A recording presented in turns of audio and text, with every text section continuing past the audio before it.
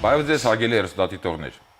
Ավելի քան 200 տարի առաջ Ռուսաստանի ամենից հարուստ եւ ազդեցիկ մարդկանցից մեկը մեր հայրենակիցն էր, ով իր դիրքը հնարավորինս եւ լավագույն կերպով ծառայեցնում էր հանուն հայության։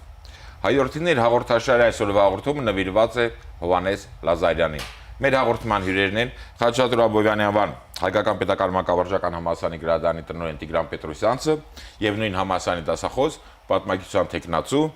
Հայկ Գրիգորյանը։ Բարի գալուստ հարգելի բարեկամներ, շնորհակալություն հրավերը ընդունելու համար։ Իսկ այժմ դիտենք փոքրիկ ակնարկ նվիրված Հովհաննես Լազարյանի կյանքի եւ գործունեությանը եւ շարունակենք մեր հաղորդումը։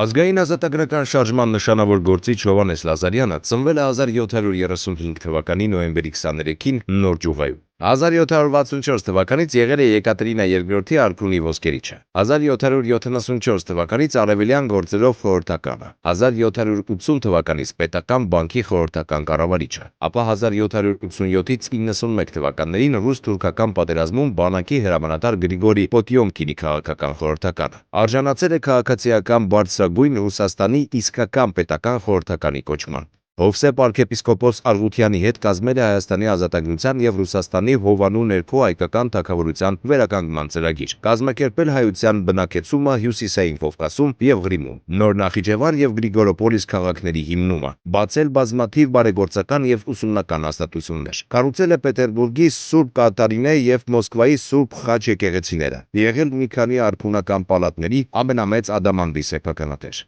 Նրա կտակած միջոցներով եղբայրը Հովակիմը Մոսկվայում բացեց Լազարյան ճեմարանը, որի գրադարանը եւ նկարները խորհրդայնացումից հետո տեղափոխվեցին Երևան, իսկ շենքում այժմ Հայաստանի Հանրապետության դեսպանատունն է։ Կառուցել է Ուրալի մետալուրգիական գործարանները, եղել Ռուսաստանի խոշորագույն հողատերերից, մոտ 1 միլիոն հեկտար, թողել է ժամանակի համար հսկայական 12 միլիոն ռուբլի ժառանգություն։ Մահացել է 1801 թվականի հոկտեմբերի 24-ին Պետերբուրգում, Հայաստանի Հանրապետությունում թողարկվել է նամականիշ։ Պարոն Պետրոսյանց, մինչև բուն մեր այսօրվա հերոսի հայորդու կենսագրությունը մեր հայրենակիցներին ձեր եւ պարոն Գրիգորյանի օգնությամբ ներկայացնելը, խնդրում եմ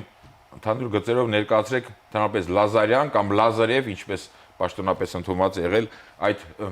տոհմը, հակիրճ, քանի որ այդ տոհմը նշանակալից դերակատարություն է ունեցել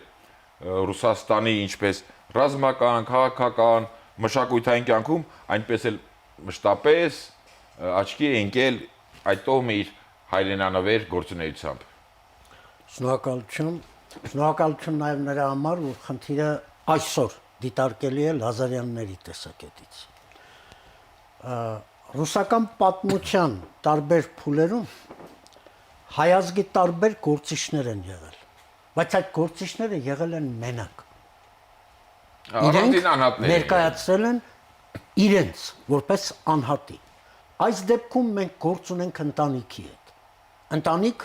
որը ռուսական իրականությանը տվեց մի քանի անձերի, որոնցից յուրաքանչյուրը կարող էր անհատապես մեծ տեղ գրավել պատմության էջերում։ Այս ընտանիքի գործունեությունը Ռուսաստանում նման է ռուսական իրականության որոշակի իրավիճակների ավելի եւ միջազգայնացման եւ ռուսական իրականության տարբեր շերտերի հետ համագործակցության գումարած դրան լինելով ամենահարուստ ընտանիքներից մեկը, այս ընտանիքը Աղազար Լազարյանի, Հովհաննես Լազարյանի, Խաչատուր Լազարյանի եւ մյուսների Հովակիմ Լազարյանի գործունեությամբ շատ ավելին իրականացրեց, քան որևէ անհատ հայ երբևէ Ռուսաստանում իրականացրել է։ Շնորհակալություն։ Իհարկե, մեր հաղորդաշարի հետագա հաղորդումներում անպայման կաշխատենք, որպեսզի այս տոհմի մյուս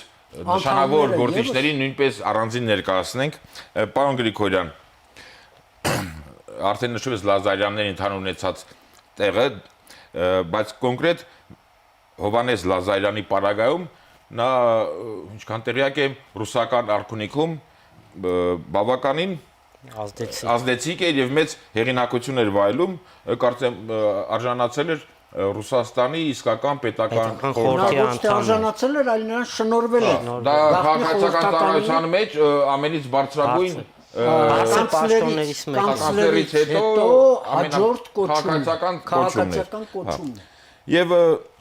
այդ տեսանկյունից բավականին հետաքրքիր պատմություններ կան, սկսած Արլովի ադամանդը, որ իրականում Լազարևի ադամանդն է,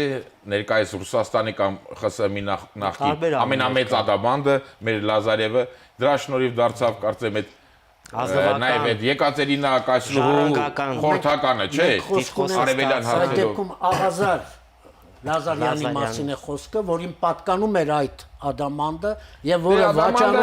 որը վաճառեց Արլովին, իսկ Արլովն իր երթին նվիրեց Եկատերինային։ Դա որպես առանձին դրվագ, բայց ընդհանրապես ռուսական արքունիքում Եկատերինայի օրոք Հովհաննես Լազարյանի ունեցած դիրքը, նա Կայսրուհու խորհրդական էր, արևելյան հարցերով եւ ուրիշ պաշտոններ էլ։ Նա բանկի կառավարիչ նշանակվեց, որը ամբողջ ռուսական իրականության մեջ չլսված խնդիր է, որ ազգության բոտարը լիներ այդ բնակավարի ղեկավարը։ Դե առավել եւս ուրեմն արքունիքում դիրք է ունեցել։ Լազարյանը այս Լազարյանների կարելի ասել աստղաբույլի մեջ Հովհաննես Լազարյանը ինքը առանձնանում է իր գործունեությամբ։ Հովհաննես Լազարյանի դիրքը եւ ռուսական արքունիքում եւ մեր հայ հասարակական քաղաքական գործունեության մեջ տնտեսական առումով բավական մեծ է։ Եթե միայն առանձնացնենք Հովհաննես Լազարյանի գործունեությունը, պետական արքունիքում նրա ունեցած կապերը, ինչ գործունեություններ նա ծավալում, ինչ հարստության տեր հասավ, որովհետև միայն հաշվի առնենք 18-րդ դար Ռուսաստան, թե ինչ Ռուսաստանում էին ապրում, հա, կայսերական, ֆեոդալական, ճորտատիրական, նա այդ կապերի միջոցով հասավ նրան, որ Ստրոգանովներից կարողացավ գնել ամբողջ այդ գործարանային հարստությունը։ Այն ժամանակվա թվային տվյալներով ասեմ, նրա հողային տարածքը հողատիրության կազմում էր մոտ 830,000 դեսյատին, եթե վերացենք հեկտարի 940,000-ից ավելի հեկտար հող միայն ուներ Ասենք շուրջ 1 միլիոն հեկտար սեփական հողատարածություն, պատկերացրեք թե դա ինչ է։ Առելի հսկայական տարածք է։ Պերմում ուներ իր գործարանը։ Նույն այդ Լազարյանի նախաձեռնությամբ այնտեղ աղազարն էլ կար, բայց հետագայում Հովհաննես Լազարյանը այդ գործը Կարծեմ պալատական ապարանքներ էլ ուներ սեփական, չէ՞։ Այո, նա ուներ պալատ ուներ, Մոսկվային կից, նա ուներ այդ պալատը, նա Պերմում հսկայական գործարանային շինարարություն սկսեց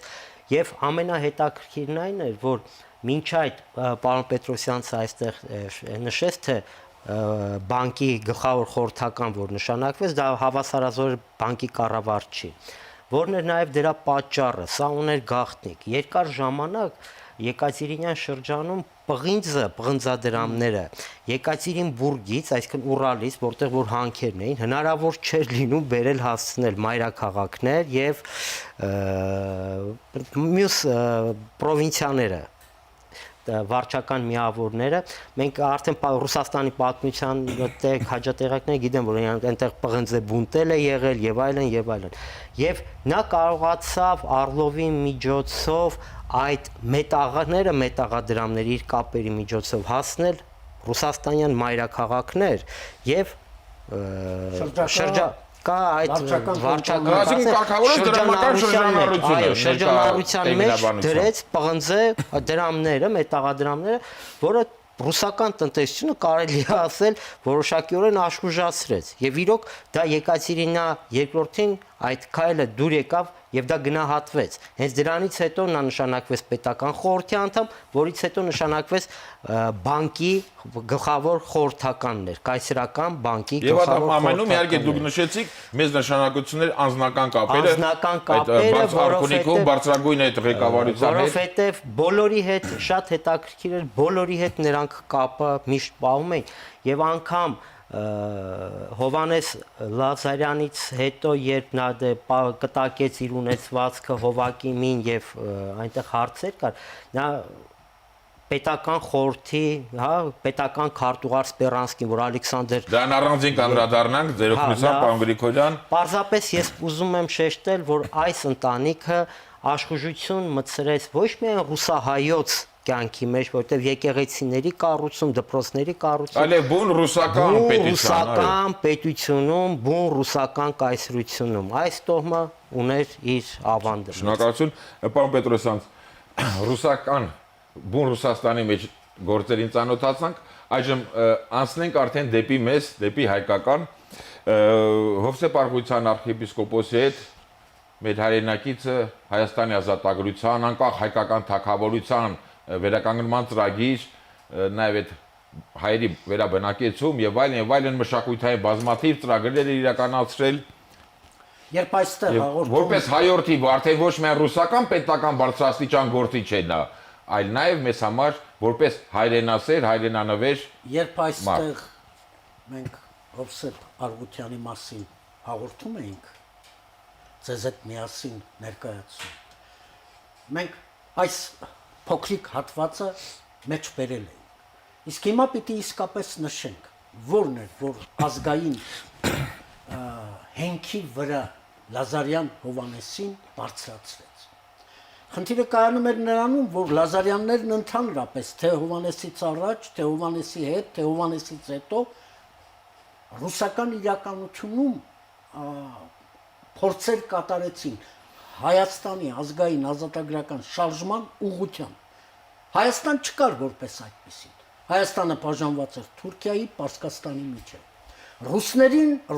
ռուսական պետական մեքենային ձեռնտու էր այդ պահին վերևներում ունենալ պալատական բարձրությամբ կլինի, պալատից ներքև կլինի, որևէ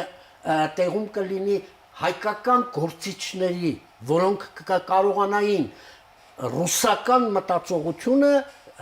տեղայնացնել կոնկրետ Կովկասից այս կողմ եւ նաեւ Հայաստանում։ Եվ սա գուցե նաեւ իր դերը կատարեց, որ Լազարևները որոշակի դերակատարություն ունեցան դրա մեջ։ Այն, որ նրանք, որ Հովանես Լազարյանը բացառիկ կապերով օժտված անձ էր եւ այդ կապերը կարողացավ օգտագործել նաեւ զուտ հանուն Հայաստանի, սա մեծագույնն է այն ամենի մեջ ինչ արել է։ Եթե նրանք կարողանում էին գումարներ ներդնել, մենք խոսում ենք մշակութային գործունեության մասին, որ նրանք մեծագույն հարուստներից մեկն էին ռուսական, դա այլ խնդիր է, բայց որ դա նաև ներդրեցին հայկական ազատագրական մտքի շարժման մեջ, դա լրիվ այլ է, լուսավորություն, եկեղեցի, գրատպություն, մենք այս բոլորը պիտի նկատի ունենանք։ Վերականգնման ծրագիր։ Այն խնդիրը, որ նա քննարկում էր արդեն Արքունցյանի հետ, սա Հայաստանի ազատագրության խնդիր էր։ Նա նաև կապեր հաստատեց իհարկե Մադրասում գործող խմբակների հետ։ Մենք գիտենք, որ երկու ծրագիր ներկայացվեց ռուսական իրականությանը, որոնցից մեկը հենց Լազարևի նոտա է կոչվում։ Այս խնդիրն ինչու՞մ էր։ Նրանք տեսնում էին, իսկ իրենք ապրում էին Ռուսաստանում, ապրում էին միապետական Ռուսաստանում, որ այս միապետական Ռուսաստանում իրենք չէին կարող դեմոկրատական պետության մոդել ձևավորել եւ ներկայացրեցին ծրագիր, որով Հայաստանում պիտի լիներ թագավորություն։ Մեր հայրից համար կարևոր Հայաստանի ազատագրումն էր, թող թագավորության տեսքով ստեղծվեր։ Որը կախված կլիներ ռուսական պետության մեքենայից եւ իհարկե որի շնորհիվ Հայաստանը կդառնար պետություն։ Նա կարողացավ կապեր ստեղծել Արքունցյանի եւ Պաչոմկինի միջեւ։ Երբ Պետերբուրգում 1780 թվականին բացվում էր ավելի շուտ օծվեց Սուրբ Կատարինե եկեղեցին, նա այստեղ է առաջին անգամ Արքունցյանին ծանոթացրել Պաչոմկինի հետ։ Եվ այս հենքի վրա էլ ես Պաչոմկինը այն ժամանակ Ռուսաստանի փաստացի ղեկավարն էր, ֆավորիտն էր, նա Եկատերինայի ֆավորիտն էր, ռուսական իրականության մեջ կարևորագույն խնդիրներ լուծող անձ էր եւ Լազարևը հենց այնպես պատահական չէր, որ այդ կապը ստեղծեց։ Ու ամենևին պատահական չէր, որ այդ հայկական եկեղեցու օծմանը Լազարևի կառուցած Պատրոմկին անձամբ ներկա էր։ Անձամբ ներկա էր եւ ներկայացնում էր վերին պալատը։ Ես կարծում եմ, որ այն, ինչ Հովհաննես Լազարյանը կատարեց, դա բացառիկ ազգային պատկանելության անձի գործողություն էր հենց ազգային պետականություն ստեղծելու ուղղությամբ։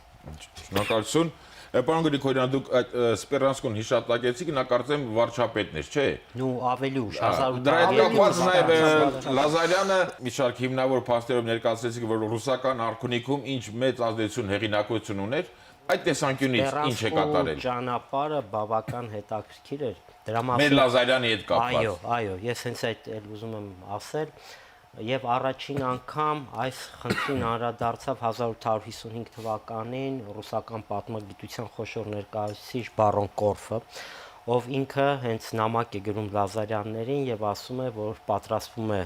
հրատարակել Սպերանսկու կյանքի եւ գործունեության մասին նամակ, որտեղ ասում է բազմաթիվ էջեր կան նվիրված հենց ձեր ընտանիքին եւ տոհմին, որովհետեւ նրանք բավական մտերիմ են եղել։ Եվ Սպերանսկին ինքը ունենալով հասարակ ծագում, դե խելացի գործիչ, որ սկսեց արդեն այդ հիերարխիայով Սպերանսկին Ռուսաստանի վարչապետն էր։ Պետական խորհրդի նախագահ, քարտուղար, այսպես ասենք։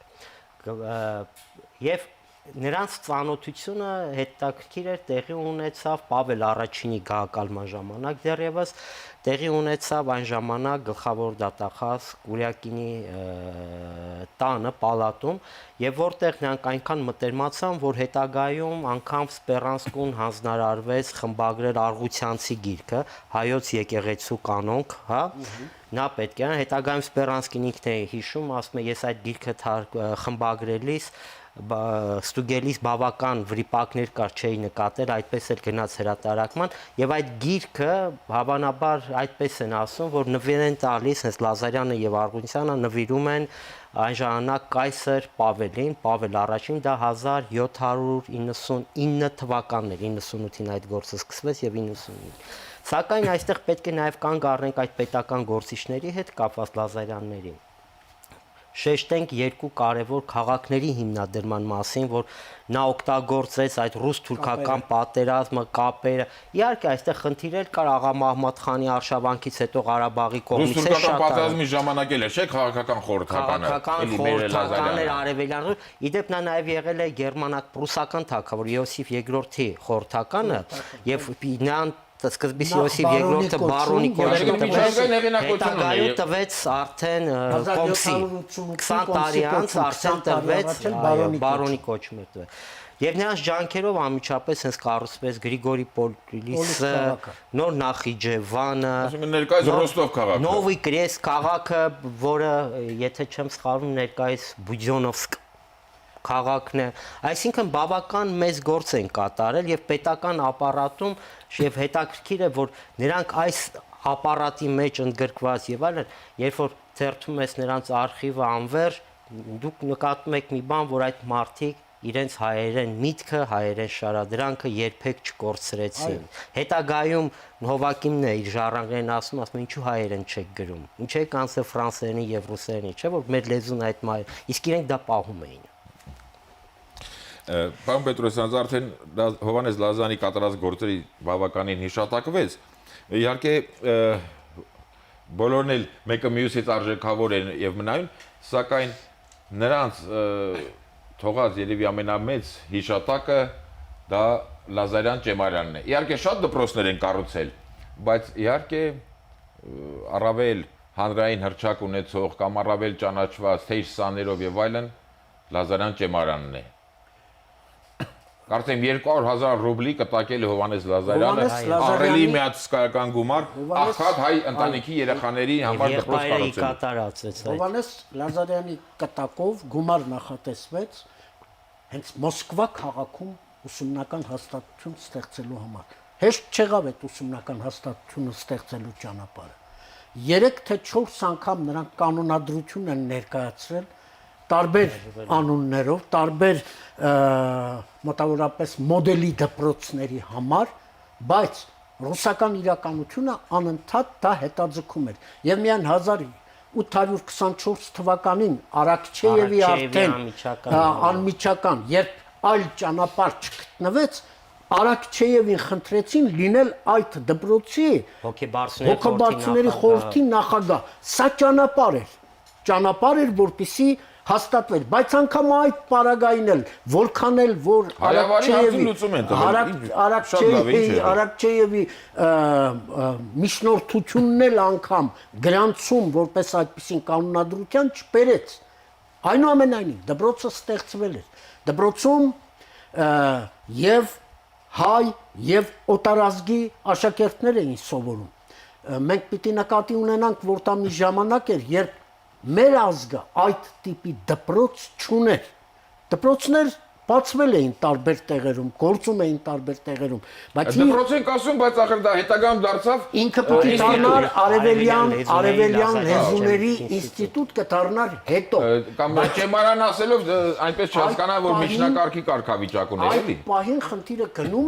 Այդ պահին խնդիրը գնում էր հենց Մոսկվայի կենտրոնում դպրոց ունենալուն։ Եվ առաջին 2 տարին նրանք շենք չունեին, այլ տեղերում էր ուսուցումը գնում։ Այն շենքը, որ հիմա կա եւ ծառայում է կարծեմ Հայաստանի դեսպանությանը եւ Հայաստանի մշակութային կենտրոնը, դրանով պետք է պարոն Պետրոսյան խոսքներդ ընդհատեմ։ Շնորհակալ երախտապար լինենք Հովհաննես Լազարյանի, որ նա կառուցած շենքում է այժմ տեղադրված մեր անկախ հանրապետության դեսպանատունը, նաեւ հայկական շենք կառուցել մշակութային կենտրոնն է այսօր այնտեղ տեղակայված եւ բոլոր դեպքերում այն ինչ որպես այդպեսին ստեղծվեց հատկապես աղքատ երեխաների, թեև Հովակիմ Լազարյանի նամակներից մեկում կա, որ այնտեղ կան նաև հնարավորություն ունեցող մարդկանց երեխաներ եւ նրանցից պիտի վարձ դրա համար գումարվեր, կարծեմ 800 ռուբլու չափով, որը հետո իջեցվեց 600 ռուբլու, սա հարուստների երեխաների ուսուցման վարձի հաշվին աղքատներին սովորեցնելու համար։ Պարոն Պետրոսյան, մեր ժամանակը սուղ է, այդ դպրոցը լինելով հայկական կամ ստեղծվելով հայերի համար շատ լայն ընդգրկում ունեցավ, չէ՞։ Ռուսաստանի մասշտաբով դեր կատարեց։ Ովքեր են ավարտել ռուսական մշակույթի կարևոր գործիչներից, այսպես ասենք, Լերմոնտովը ավարտել է դպրոցը։ Լերմոնտով, Տուրգենևն ավարտել է դպրոցը։ Մեր հայերից էլ Ռաֆայել Պատկանյան, Վահան Տերյան, Վարդգես Սուրենյան, Ձեղիշետ Թատերոսյան սովորեց այնտեղ, որ կիսատ մնաց։ Սա մենք այդ երկու ռուսի անունը տվեցինք, որպեսզի ցույց տանք, որ այնտեղ նաև օտարազգիներն են ստացել ճեմարանում Լազարյան սովորել, ինչքան տեղյակ է։ Բացի այդ նրանք այդ ճեմարանը օգտագործվեց, դա իհարկե հետագայում արդեն Հովակիմի եւ Խաչատուրի կողմից հայագիտության զարգացման համար։ Այնտեղ հանդես հիմնվեց, որը հայագիտություն էր ամբողջովին։ Մսերյանին նրանք հանձնարարեցին։ Այսինքն դպրոց ասում եք ճեմարան, բայց դա իրականում ակադեմիական հաստատություն է։ Այդպես էլ կոչվում էր Լազարյանների Արևելյան ինստիտուտ։ Արևելյան ինստիտուտ, այնտեղ Արևելյան լեզուների ինստիտուտ։ Նրանք այնտեղ եւ տպարան հիմնեցին եւ գրատպություն կազմակերպեցին, այնտեղ նաեւ մի դասարան բացվեց, հոգեվոր կրթության դասարան, որպեսզի դա առանձնացվեր, բայց նաեւ ռուսական իրականության մեջ եկեղեցականներ պատրաստելու համար։ Եվ պարոն Գրիգորյան, ավարտելով հաղորդումը, ցավոք այսպեսի մի հարց պիտի ձեզ ուղղեմ, այսքան իհարկե արժանիորեն գովում ենք մեր հայրենակցին, ասենք փաստ ենք ասում, ինչպես իրականում եղել է, սակայն հաղորդումը պատրաստելիս ինչքան փնտրեցի հայերեն լեզվով Հովհաննես Լազարյանի մասին գիր կամ գրքույկ չհանդիպեց։ Գիր գրքույկ չկա։ Վալտեր Դիլոյանը ունի այդ մի եզակին է, որ Լազարյանների մասին։ Ցավոք միջև հիմա այսպիսի հայրենանավեր տողմը Հովհաննես Լազարյան եւ մյուս Լազարանների ներկայացված չեն, որպեսզի մեր հայրենակիցները ընթերցեն եւ իմանան։ Ժամանակին, երբ որ իմ շատ սիրելի դասախոս Վալտեր Դիլոյանը պատմում էր նաեւ այդ գրքի ստեղծման մասին, դա իր տեխնացուական աշխատանքն է եղել եւ խորհրդային տարիների ժամանակ ստիպված էին այդպիսի վերնագիր ընտրել ատենախոսության համար, հետագայում Լազարյանների հասարակական 20 տարի խորհրդային տարիներ ավարտվել են, բայց մի հատ գրքույկ դեռևս բայց բավական հետաքրքիր տրված է, այնտեղ բավական հետաքրքիր տրված է եւ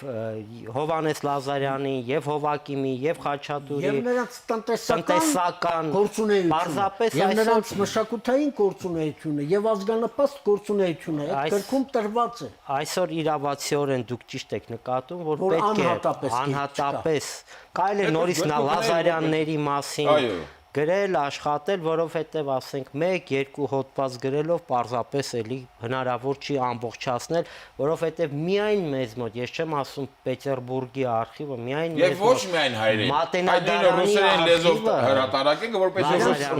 արխիվը ծրված Կարևոր դեր է խաղացել մեր Եվ հայրենակիցները։ Պետերբուրգ, որքան էլ նայում ենք Լազարյանների արխիվը, դա անverջ մի հսկայական մի տարածություն, այսպես ասենք, որը վերջ ունի օվկիանոս է։ Հնարավոր չէ հասնել, այսինքն կարելի է իրոք դուք ճիշտ եք Բոլոր նկատում, դեպքերում առաջին քայլը կարելի է կատարել, ժամանակի ընթացքում էլ այդ օվկիանոսը կյուրացվի։ Հարգելի բարեկամներ, կրկին շնորհակալություն հաղորդմանը մասնակցելու ձեր պատրաստակամության համար։ Հարգելի հեռուստադիտողներ, այսօր ձեզ ներկայացրեցինք նշանավոր Լազարյան տոհմի առաջին կամ գլխավոր ներկայացուցիչին Հովանես Լազարյանին, ով ռուսական կայսրությունում զբաղեցնելով բավականին ազդեցիկ եւ հեղինակավոր դիրք, տիրապետելով մեծ տնտեսական կարողությունների, այդ ամենը հայրենանվեր կերպով ծառայեցրեց իր ժողովրդի հայության շահերին, մշակութային, տնտեսական եւ շինարարական ոլորտներում։